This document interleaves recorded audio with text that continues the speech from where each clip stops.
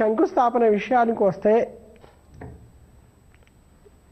గృహదోషం పడగొట్టడము చాలా పెద్ద తప్పమ్మ. అది ఆ పాపము 100 సంవత్సరాలు మన వంశానికి కూడా వస్తుంటుంది.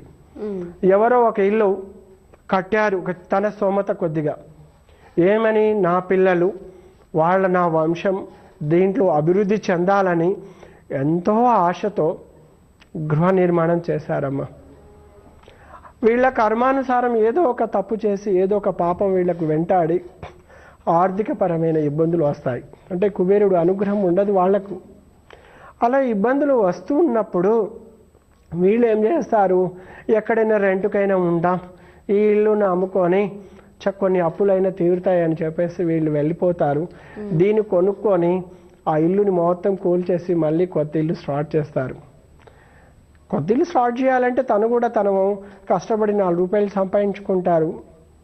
కానీ ఇక్కడ తీసుకోవాల్సిన జాగ్రత్తలు ఇలాంటి తీసుకోకూడదు, కట్టకూడదు అంటే మరి అది కుదరదు కదమ్మా.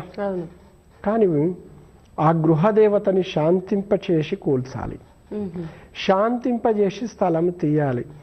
గృహదేవత శిథిల వ్యవస్థలో ఉంటే దానికి ఒక పరిహారం మేము చెప్తాము.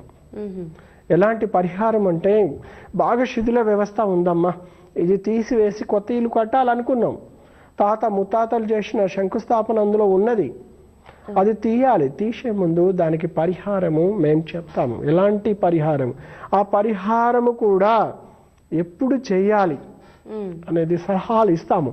అలాంటి సలహాలు పాటించడం వలన 100% వాళ్ళకు ఆ భూదేవి చక్కటి సత్ఫలితాలు ఇస్తుంది.